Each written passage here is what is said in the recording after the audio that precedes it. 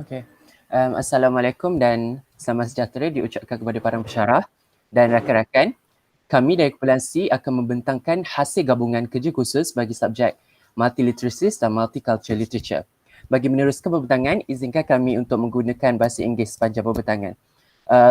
This presentation will be presented by three of us, which is the first one is me, Muhammad Shafiq bin Mazlam, and then the second one is Nur Mardhiah binti Zainul Alam, and then the third one is Zulaikha binti Mohd Zaibudin. So, this project involves two subjects which are multiliteracies and multicultural in literature.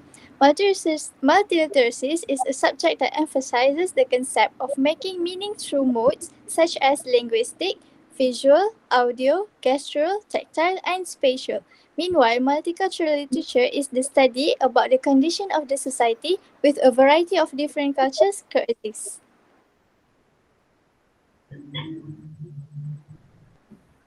Okay, so the next part is the big idea. So the big idea of this task is the understanding of multiculturalism in multicultural society from Glocal context. So the big idea is related to three main essential questions which will be answered by each of us in this presentation.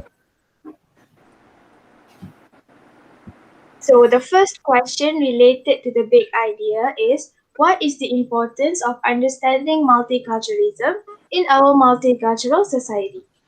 So the first importance is to achieve a mutual understanding that will facilitate cooperation and collaboration. Having a mutual understanding is important in promoting social harmony. So the next importance is to accept, tolerate, embrace, and celebrate the cultural differences. Welcoming ideas that are different from our own is a very good example in showing our understanding of the concept of multiculturalism. Okay, next is question number 2. Question 2 is how to ensure that the new understanding on multiculturalism is not taken out of the context of Western liberal democratic society. So, measures that should be taken are, firstly, including multiculturalism issues and elements in school syllabus, such as subjects like civics and citizenship and ethnic relationship. Next, exposing multiculturalism elements using media platforms such as advertisements. These steps are able to advertise multiculturalism values to students and society as well as educate them with moral values. Okay, the last questions that falls under this big idea is how can we go global, which is global yet local, with our understanding of multiculturalism? So first, we have to take both Asian and Western perspectives whenever we discuss any issues that centralize on culture differences in order to avoid biases. The second one is to acknowledge the existence of various culture practices in order to respect and to learn from one another. Okay, this is our issue chosen, which is different parenting styles in Asian and Western. Okay, in this section, there will be an analysis of semiotic signs that are available in this specific multimodal. Okay, there are three semiotic features that represent Asian parenting style. The first one is the fierce tiger that symbolizes strict and demanding parents. Secondly, there's also a sad bunny, a scared bunny that symbolizes a pressured child. And then this last, you can see the action of pointing. The mother is pointing the finger at her daughter, which shows that she want to get a point across why she's angry. So next is the misconception about Asian parenting style. So there are three misconceptions in Asian parenting style. So first, the society compared Asian parents to a ferocious tiger due to their strictness. Next, caning is normal in Asian culture. However, other cultures see this as child abuse. Other than that, Asian parenting style affects child mental health as they were always afraid and scared. So the next is redefining Asian parenting style from the Asian perspective. So the first one, from the Asian perspective, Asian parents believe that strictness is needed in prioritizing the morality of children.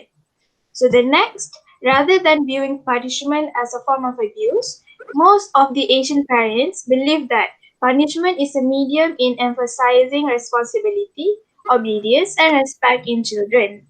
And lastly, in contrast with the misconception of the Western, most Asian children are actually motivated by their parents' involvement in their education. So the next part is the evidence of the evaluation. So this is the collection of feedback obtained from various groups of people, such as our peers, our lecturers, and also our parents. So this is the evidence of our discussion. We actually communicated a lot in completing the task, and from this, it is through video call. And on the next is the evidence of the evaluation done by our lecturer on this task. So NPDL really emphasized the six C's elements. So the six C's in NPDL are character, citizenship, communication, critical thinking, collaboration, and creativity. We also evaluate ourselves using these six C's characters. So, firstly, uh, self-evaluation for character and citizenship. From this project, we were able to develop six C's elements. For character, we were more open to accept feedbacks from lecturers and friends with excellent attitudes. Other than that, we were able to be a responsible citizens because we are using technology as a medium to engage with social issues. So the next C is the collaboration. So in doing the task, we work interdependently in a team, which allows us to polish our collaborative skills. Each of us participated actively in completing the task given. So the next is the communication. So we communicated with each other through various social media such as WhatsApp, Google Meet, and we often video call with each other. So the effective communication among us helped us a lot in brainstorming the ideas. Okay, the last two C's, which is the first one is the collaboration. In our work, oh sorry, the last two C's is creativity and critical thinking. Okay, creativity we use organization of diverse ideas, which is created in order to trigger our creativity using these methods, which are electronic brainstorming and also sketching and planning, like in organizing our ideas.